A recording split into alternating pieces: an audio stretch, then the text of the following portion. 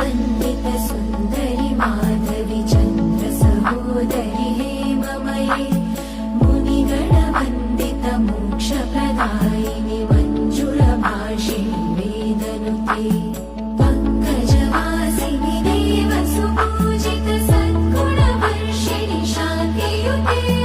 जय जय हे मधुसूदन कामिनि आदिलक्ष्मि जय पालय माम्